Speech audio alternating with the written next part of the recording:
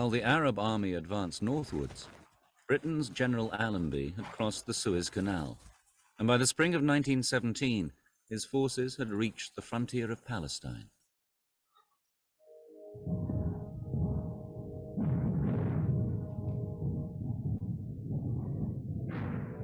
The war in Europe, however, was still not going well for Britain. The attempted push through the German lines at the Somme had produced little territorial gain, and the cost in lives was colossal. In London, there had been a change of leadership.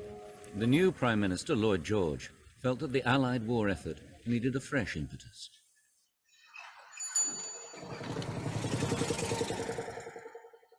Although America had so far been neutral in the war, Lloyd George was convinced that could be changed. He believed there was one powerful group which might influence the American government. Lloyd George thought that the American decision whether to join or not would depend critically on public opinion, and that Jewish support could tilt the scales in one direction or the other. You've got to remember that the British Foreign Office greatly overestimate the political power of international Jewry, particularly the wealthy, financial and commercial Jewish elites. What is extraordinary about this situation is that here you have, particularly the British, seeing the Jewish world as one collective monolithic entity. And in that sense, they start looking at the role of the Jews in the war as being something which might be important. And from the point of view of the Allies, something else quite remarkable, this monolithic collective entity is pro-German. Many Jews in the upper echelons of German society did indeed have close connections to the Kaiser's Foreign Office. A new Jewish nationalist movement, Zionism, had also been able to establish its headquarters in Berlin. Zionism had originated in the 1880s after Theodor Herzl published a book espousing the virtues of a Jewish state. This caused a sensation amongst Jewish intellectuals in Germany, Austria, and Russia, who shared Herzl's outrage at the escalation of anti-Jewish sentiments. All right, so I'm gonna start to clean that up from the last part first, then we'll work our way back to what Gatto was talking about. First off, did you guys happen to notice, I don't know if you're looking at the screen during intermission or not, but a bunch of those characters in that documentary we just saw, right? How Britain created the Arab-Israeli conflict, right? Mm-hmm. In there, if you read the lower thirds, the London School of Economics just keeps popping up. London School of Economics, Fabian Socialist, Rothschild created entity, even so far as Sir Evelyn de Rothschild and Lynn Forrester de Rothschild still on like the board of directors, these sort of things. So that's a Rothschild entity. And right before I noticed that, you know what I was noticing there, Tony? Well, what else? The Balfour Declaration coverage. They said it was like the British government's idea. And, you know, Lloyd George, he did this thing, and they didn't show you the actual document, right? For me, it was what they conveniently left out, like all the neglected aspects. That's what because like they got close, kind of, at times. And then, okay, let's move on to a somewhat related, but, you know, not this subject anymore. So they moved from like the Balfour Declaration to the Russian Revolution to, you know, the need to get America into the war. So they sort of conflate all these together and leave out the key pieces to why all those things happened. Well, they skipped over the Lusitania and that agreement, right? But they skipped over that. They skipped over like the train ride from Germany to Russia.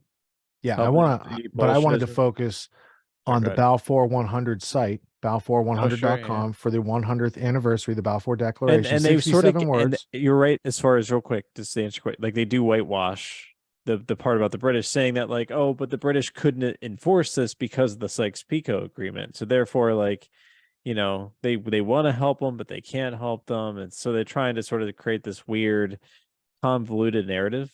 But they do that by leaving out to whom the Balfour Declaration was Exactly. addressed and how it was created. e- And I would think they would know neglected how. aspects. Exactly. Right. Good. Yeah. So we're going to do what they can't do. We're going to look at the 67 words that led to the creation of the state of Israel.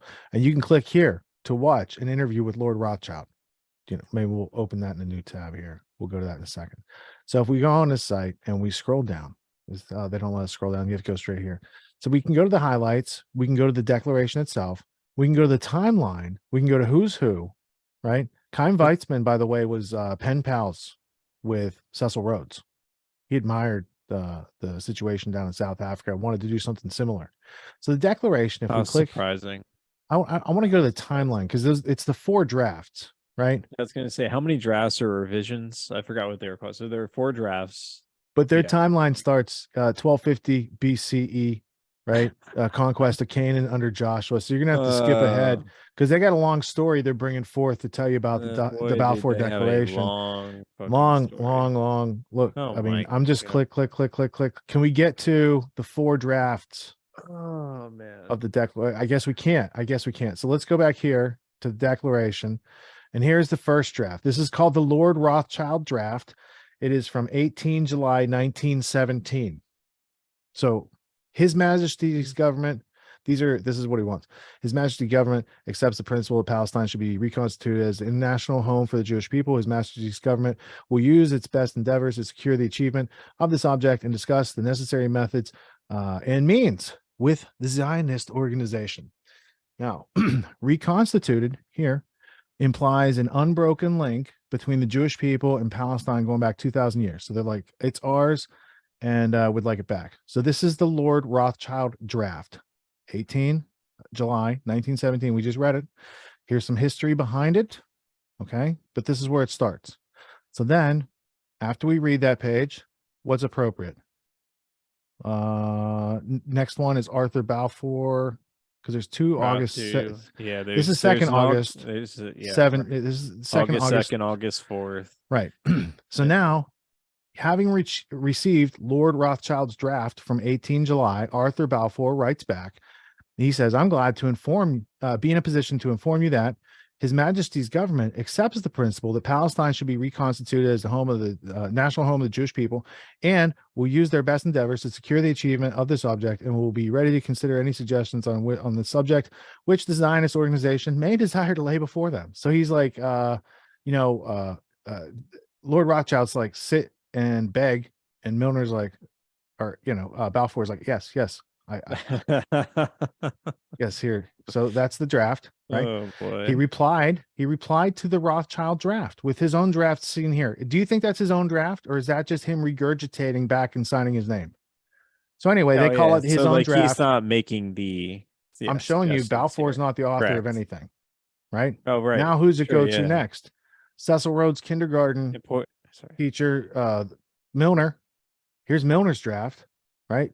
4th of August, 1917. So he's like, we got to tweak this a little bit. So he says, His Majesty's government accepts the principle that every opportunity should be afforded for the establishment of a home for the Jewish people in Palestine, and will use its best endeavors to facilitate the achievement of this object, and will be ready to consider the suggestions on which the Zionist organizations may desire to lay before them.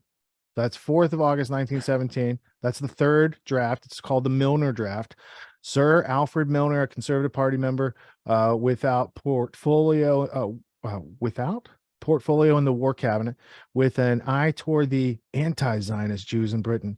That's what somebody wrote about him. So when you get back to the plan and the merger between British Empire and the Zionist objectives through this document, it becomes a lot more clear when you know who all the players are. So Milner, he comes in through, Quigley's Tragedy and Hope, Anglo-American Establishment. We're going to look at that in a second. Here's the Milner-Leo Amory draft. Now, Leo Amory, also part of the Cecil Rhodes Roundtable group. That's right. Yeah. That had an agenda to bring America back into the British Empire, by the way. Here's the Milner-Amory draft, 4 October 1917, right before the Bolshevik Revolution, the November Revolution. Yeah. His Majesty's government views with favor the establishment in Palestine of a national home for the Jewish race, and will use its best endeavors to facilitate the achievement of this object, it being clearly understood that nothing shall be done which may prejudice the civil and religious rights of existing non-Jewish communities in Palestine, or the rights and political status enjoyed in any other country by such Jews who are fully contented with their existing nationality and citizenship. So it seems that Leo Amory brought some balance into this. He's like, hey, let's consider some people who are living there, so on and so forth. And they go through with description of this. And again, this is the official Balfour 100 site. This is history. Some of these, this is history. Yeah. So now we have the final wording of the Balfour Declaration. And before we can go to that, let's go back to the original draft. What did Lord Rothschild, what did he ask for? Boom, boom. Okay, cool. Now let's go to the final wording. And they hid this right here. This first line, "Dear Lord Rothschild," they hid that in the documentary we just showed you. Yeah. So even though there's a lot of useful information in there, the London School of crowd that presented it wanted to hide the people that fund them, because there's a continuity. There's a reason they're making that film in the first place. And that's why they focus just on the British. They only focus on the British angle from that. When it's the Americans' fault. Woodrow Wilson didn't Zionism step in. Very generally. They mentioned Chaim Weizmann, like head of the Zionist organization, all that sort of stuff, but they didn't mention any sort of like major specific players, particularly with this document, which they mention, but conveniently leave out these important details. So finally, on November 1st, 1917, the War Cabinet agreed to a slightly amended version of the Milner-Amory formula. Shown here is the final, now famous text delivered by messenger to Lord Rothschild's London home at 148 Piccadilly. Okay. Dear Lord, this is Foreign Office, November 2nd, 1917. Dear Lord Rothschild, I have much pleasure in conveying to you, on behalf of His Majesty's government, the following declaration of sympathy with the Jewish Zionist aspirations, which has been submitted to and approved by the cabinet. They're missing a period there. They had no typo type person there. His Majesty's government view with favor the establishment. So you see that, like, the quote is basically Lord Rothschild's original letter. This quote, it has the things that they asked for right here. They basically just quote Lord Rothschild, send it back to him, says it's approved. Yeah, those That's drafts the gist. are nothing more than just taking from the Rothschilds what they want.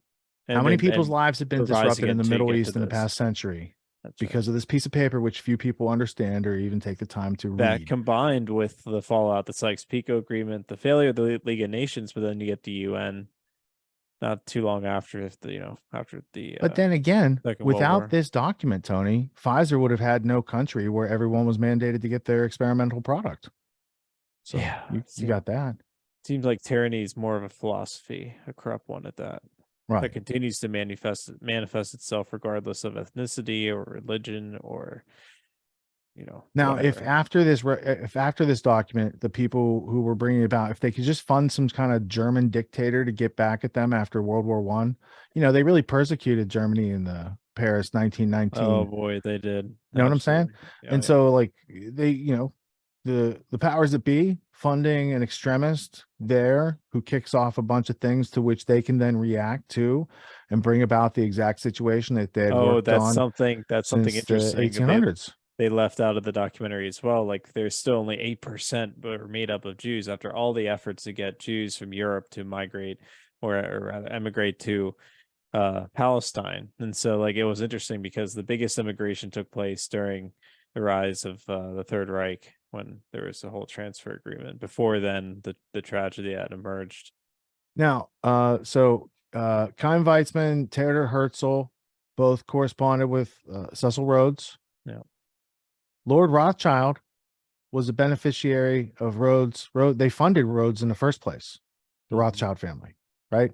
Leo Amory, that's right, is one of the whistleblowers from whom Carroll Quigley took quotes for his book, The Anglo-American Establishment. Pretty sure. And here's that book right here. I'm almost positive that's correct. Yeah. Now, if I were to open this book to the pages describing the Arab-Israeli conflict,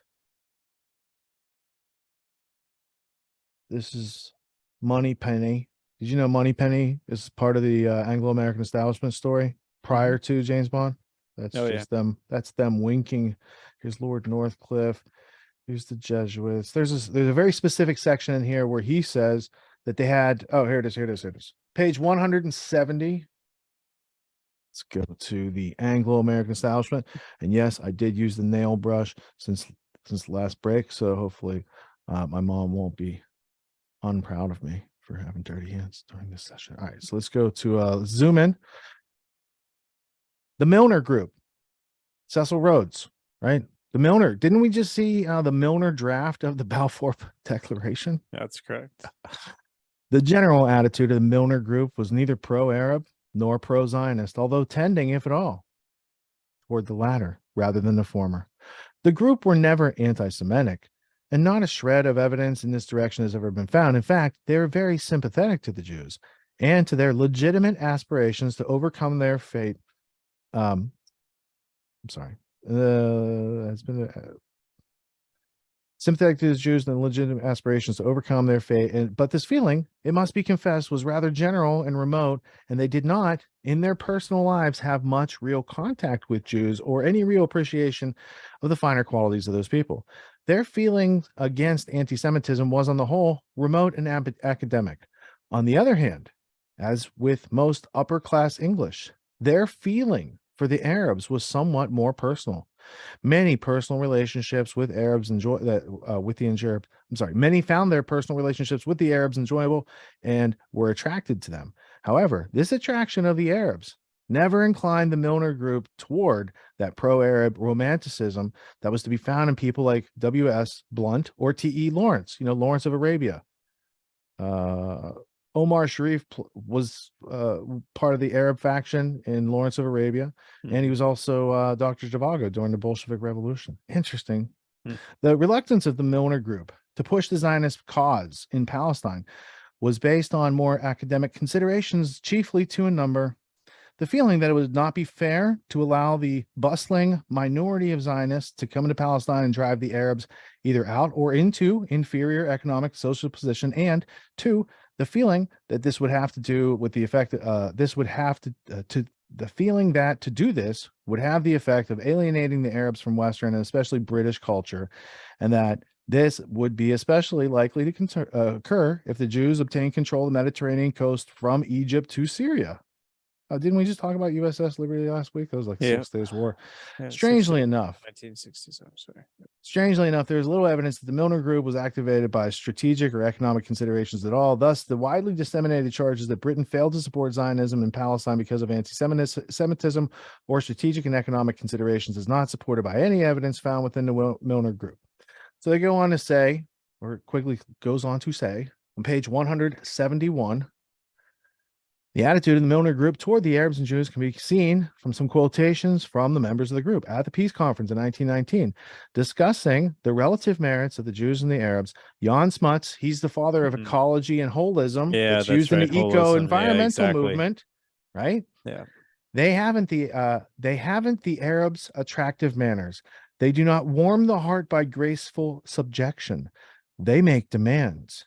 They are a bitter, recalcitrant little people, and like the Boers, impatient of leadership and ruinously quarrelsome among themselves. They see God in the shape of an oriental potentate. A few years later, John Dove, in a letter to Lord Brand, asked himself why there was so much pro-Arab feeling among the British, especially in the public school caste system. It was attributed to the Arabs' good manners derived from desert life and their love for sports, especially riding and shooting. So while they had an integration, and an amelioration, if you will, with the Arabs, they liked their culture, these sort of things. Quigley goes on to say that the reasons they worked with Zionism is they had a capitalist structure going on, a banking system. And it takes pages to break it down, but there's many pages in this book that go through that whole Ultimately comes down establishment. Comes down to certainly there's the banking families, one in particular to speak about, that had enormous influence within not one that funded the London School British of Economics. state policy. Yeah, no, yeah, maybe not. Maybe. Leave it up to people's imagination. If you know how to read. So. All right, so this next part, while you're still thinking of that, there's a documentary on this book. I think it was, anyways, good. This is Margaret Macmillan. She's the granddaughter of Lloyd George. So she used his letters and archives to read this, to write this book. There's a fantastic documentary on it. In that documentary, you're going to see a similar part to the section I'm about to point out. I don't have time to read the whole thing to you, but we're going to go to chapter 28. It's called Palestine, and this is page 410. So it's talking about the Jewish home in Palestine. This is something going on at the time of the Paris Peace Conference. So then it starts to introduce the Zionist contingent and their what their demands and what they wanted from there. And there's Herzl and there's Chaim Weizmann. And so all the same kind of history you just learned about is in this official New York Times best-selling book. Yeah, there's if you just read it to the back, you got I, Chaim Weizmann, a Yid from Pinsk, and only an almost professor at a provincial university, have organized the flower of Jewry in favor of the project, which is approvably by Lord Rothschild and his satellites is considered as mad. Right. So he's indicating that Lord Rothschild thought that maybe this project was going too far, might be going too far, going up front and saying what their goals were, because the Rothschilds have been funding colonization of Palestine for 40 years at that point. That's the other point. Like it's related to the Rothschilds' influence with the British, but then it's also related to a biblical narrative. So they're selling it as part of like a sort of predestination as part of the like Jewish will. While at the same time, it has to do with the financial influence of a political will that wants to manifest is banking on essentially this dubious, theocratically sponsored historical viewpoint of these people. So then, it goes into the people who commandeered the Rhodes Milner Roundtable and funded it in the first place, came around to create the Balfour Declaration and put it in place. And then on behalf of this idea, it says, I believe the Hebrews were in actuality a majority, and and though I have no prejudice against the race, quite contrary, I began to understand the point of view of those who are object to alien immigration. So Balfour meets with Weizmann. They start working this out. Now, there's this other idea at the time called British Israelism. So if you look up the British Israel World Federation around 1912, probably 5 years before this, because King Chucky III, guess where he gets his kingness from? The Holy Bible. Right there. Yeah, go, hold on real quick. Go down. And then what Gatto said was the Anglican boarding schools. What is Anglican? They're English. These are loyal to the Church of England, which is run by the king. Right. Right. Exactly. Okay. So now we start to see a continuity of power among the ruling elite through the education system that we don't have access to. And it says, like Balfour, Lord George had grown up with the Bible. I was taught more about the history of the Jews than about the history of my own. It's like right where your pen is. Yeah. Yeah. But I doubt whether I can't see the rest of the page, but yeah, you see, like the point. But I doubt whether I could have named half a dozen of the kings of England and not more of the kings of Wales, right? So inculcated in a British Israel World Federation type of, and so were many people familiar with that sort of story. So it's easy to sell to a larger population, both in Europe and abroad, in regards to support of Zionism, which is why ultimately I can see why Zionism won out over any sort of Arab nationalism in that region. So this goes on from page 216 over here. Sykes rushed out of the meeting, waving a piece of paper. Dr. Weizmann's a boy. Balfour announced the British policy in a brief letter to Lord Rothschild, a leading British Jew. His Majesty's government view with favor. Right. We just read this whole part. So this is in the New York Times best-selling. This is not conspiracy theory. This is just being literate and comprehending what you read. And active literacy skills. Yeah, we got that too. So going on, let's just close it out at page 420. 420, it's a big date in history. No decision was made in Palestine on that day for months to come, and it barely came up at subsequent meetings of the peace conference. By the way, did you know the British mandate of Palestine started September 11th, 1921? Let's keep going. September 11th, 19. Yeah. Right. The Palestinians are very bitter over the Balfour Declaration. Somebody's going to try to fact check me on that. My source is Erin Dottie Roy in her speech. That's what you first September. showed me. Come September, yeah. You showed me that many. Reported on American intelligence, reported The Palestinians are very bitter over the Balfour Declaration, move the reported an book a little American bit. intelligence officer in 1917. The other way. There we There go. we There we go. Yeah, there we My hand is like the producer here. They are convinced that the Zionist leaders wish and intend to create a distinctly Jewish community, and they believe that if Zionism proves to be a success, their country will be lost to them. And even though their religious and political beliefs,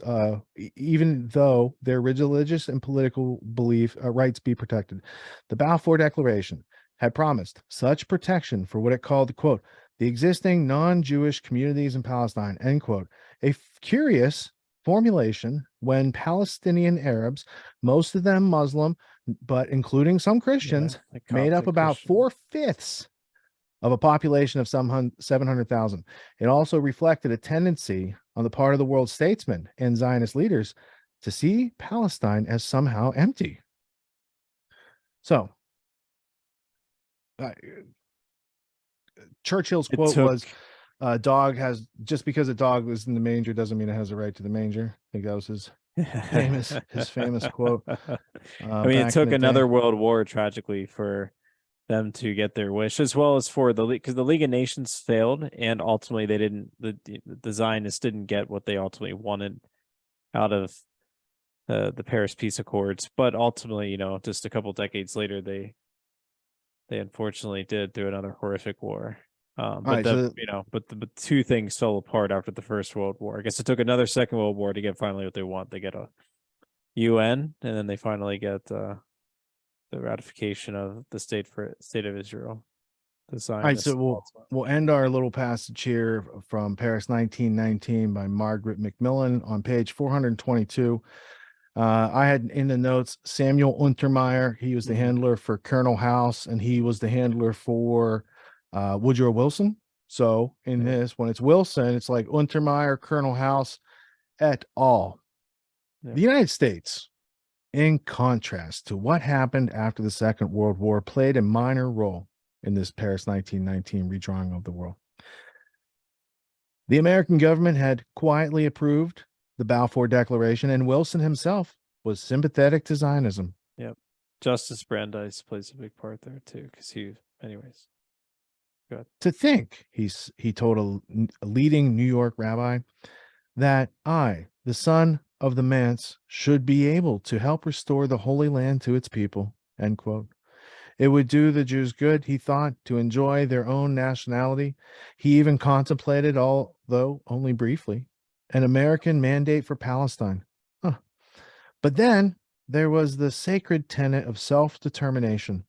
Why should the wishes of a minority of Jews prevail over those of a much larger number of Arabs? Balfour and Louis Brandeis, a Supreme Court Justice Brandeis, yes.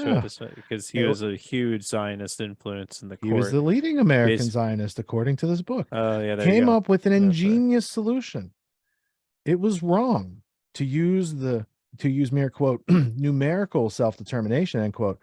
A great many potential inhabitants of the Jewish home in Palestine still lived outside its borders, and Zionism, said Balfour, be it right or wrong, good or bad, is rooted in the age-old traditions, in present needs, and the future hopes of far profounder import than the desires and prejudices of the 700,000 Arabs who now inherit that ancient land. Didn't we just hear that fact in that little documentary? Right. So now, with that context, we see that the Americans fought off the British. But the British were busy around the world, and Americans, going back to that guy being taught Bible history and not the kings of England, we're taught whatever in school, and we're not taught about the bigger, larger picture. We're taught a triangle trade with the slavery and the molasses. Remember that triangle trade, Tony? Oh, sure, yeah, absolutely. But we're not taught there's multiple triangles going on around the planet. There's slave cotton in the south. And there's layers south, to the triangles, and some of the triangles embedded with other triangles makes a weird geometric object out of it. So it's like, right. So there's slave cotton coming from the American Confederate South, going to Manchester, England, to be woven into textiles, to be taken over to India, because they can't weave textiles of this complexity, and they are happy to trade opium. Yeah. And you've seen the cartoons or the drawings. They're not really cartoons. The international of the opium warehouses. 100-foot high ceilings and just big balls of opium for the East India Company to then take over to China to subjugate that land. Did you see Wuhan in that map? No, that's all function of after the British in the West took over and hoarded that country out and installed its own leaders that dressed just like King Chucky III, by the way. Xi Jinping, he culturally appropriates British attire. Why is that? Oh, because Hong Kong then went in and infected Canton, and they got the whole place hooked on opium. And after a century of humiliation, the Rockefeller Foundation and their goodness, and went in and started up the industry, the medical establishment. The American International Corporation went in and did railways and all these types of transportation. Yeah, the Yale in China, another Rockefeller initiative. Yeah, I believe, Mao. with helping Mao. David Rockefeller's best project. Ho Chi Minh, but Mao in particular. Yeah. So that takes care of Paris 1919. And then what was the last part? Quigley. All right. Back when so right after this part that we just learned about where the British dicked over the Arabs, they then get this, dude. Though. It was actually I really enjoyed that piece at the end. Knowing what they were skipping out on, knowing what they were neglecting to mention, I found it actually compelling for like a historical documentary. After Lawrence of Arabia gets them to do the bidding of the British Empire, and then they get forgotten and torn up during the Paris 1919, St. John Philby is sent in by MI6 to go native, and he grooms the Saudi royal family, and they help to set up the Muslim Brotherhood. And there's Philby of Arabia, and they did it again. Not even a decade had gone by. Not even 5 years had gone by when they started on this project, right? And then they sell off those Arab proxy forces to the CIA, which they also created, right? So when you get back to 9/11, after the wars, which they helped to foment, correct? Yeah. So not my ally, not my king. That's what I'm saying. If you can hear that bell ring. All right, so I want to go back to what Gatto said about the public boarding school, the private boarding schools, because if we go over here to one of these schools is called the Lawrenceville School. I used to live in Lawrenceville, New Jersey. It's right next to Princeton. This is one of the most elite prep schools in the world, and the progeny of Saudi kings, for instance, send their kids to places like this. There's also Le Rosé in Switzerland. It's called the School of Kings, where Adnan Khashoggi and all these characters, Nicholas Negroponte, like birds of a feather, they flock together over there. So this is the Lawrenceville School. It's like Choate. It's like any of these other types of top schools, right? So let me take, super elite. Like these are like the best of the best, of even like the what's considered high-end education, high-end private education. Right. So Gatto mentioned most of them were religious-based schools. He mentioned St. Paul's and the Hotchkiss and Groton School and Deerfield Academy and Andover. The Choate School is where the Dulles family gets educated. A whole bunch of other people here. Oh, Nicholas Negroponte. So they go from like Choate to Le Rosé. So here's Negroponte because he went to Institut Le Rosé. Are you on the? I'm sorry. Yeah, I was clicking 3 buttons ahead of everybody. So let me go back. Take the Choate School. There we go. Dulles progeny, right? You got famous people that went there to start it in the first place. Joseph P. Kennedy Jr. So JFK's older brother went there. Nicholas Negroponte, who I mentioned, went to the Swiss school Le Rosé, Institut Le Rosé. And if you go to that, look at all these people. Mohammed Fayed, Dodi Fayed, Alexander Onassis, John Hines, right? Nicholas Negroponte, Prince Edward, Duke of Kent, Prince of Monaco, right? Richard Helms. So Winston Churchill. We were just talking about him. Winthrop Rockefeller. So just knowing about the elite boarding schools and that they teach different things, like, these people are getting a whole different education. On how to manage all of, human populations through just the fact that Dodi Fayed and policy Adnan ventures Khashoggi and governments. What's that? They went to the same school. Adnan Khashoggi. I know, right? I know. Dodi. I think they're actually Adnan Khashoggi. And it was this dude's cousin, Alexander that worked for Onassis. I mean, even that, like, all this dude is absurd. yeah, like the Juan Carlos the First of Spain, Yeah, right? yeah, There's sure, a whole list. They're called Rosayans, right? But Adnan Khashoggi, Diverse wasn't it thing. his cousin that worked for the Washington Post that they hacked up in the Saudi embassy, Mm-hmm. right? I don't remember them talking about that on the news Oh, when they were he's covering yeah, this stuff. a huge amount. Yeah. So anyway, liberal arts, by the way, Khashoggi. that's one of the places that teaches real education. You get Well, this is how you use your mind. This is how you use your voice. This is how you express yourself for effective communication. yeah. So It's true for the the fact upper that elite. people that go there write things like being digital, right? Because this is John Negroponte's brother, and John Negroponte was all up in the 9/11 type of Iran Contra type stuff. His brother is a technocrat, right? I have this book someplace. It's not worth even bringing out. But being digital is a real thing, because then they can censor everything. Being digital is what the CBDC is all about, and understanding the origins of how this Mandarin or ruling class is groomed, trained, and put out there, right? It's good to know these things. What makes the Grand Theft World podcast unique, invigorating, exciting, and informative? Most other podcasts out there are either doing straight up interviews, or they're just covering the daily news. They're covering current events from the day they happened. And that is effective. It's useful. It's a great starting point. And then sometimes these current events change during the week past the first story. So we like to give it a little time. You have to wait till some of the dust settles on these stories in order to give them accurate coverage. And the other thing that's really missing in the media landscape is covering the articles that are coming out every day. That's great. That's necessary. But who's bringing in contextual history so that you can understand what has been going on for decades and decades to lead up to the machinations and actions that we see unfolding today? So what we do here on the podcast is we cover current events. Many of these things are censored, but we wait about a week. As a forensic historian, I focused mainly through my career on the history of globalism and collectivism and things that they call maybe the New World Order.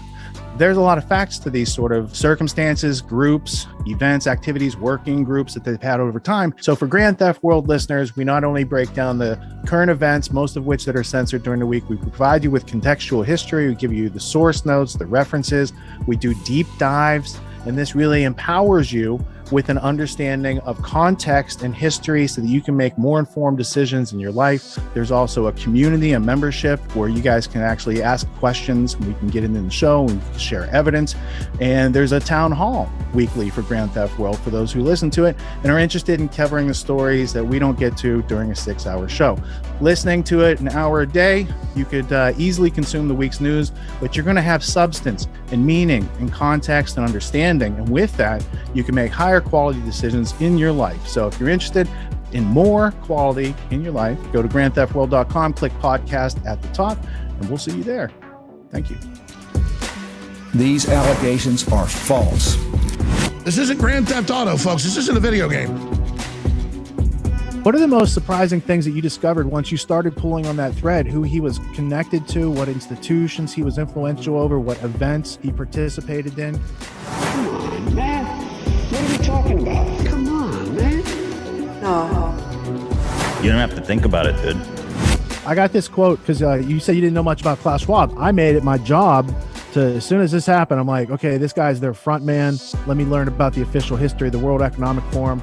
I got their 40-year history. I got every book that Klaus Schwab has written or ghostwritten. I went through those books. This is one of the most interesting passages. Come on, man. Come on.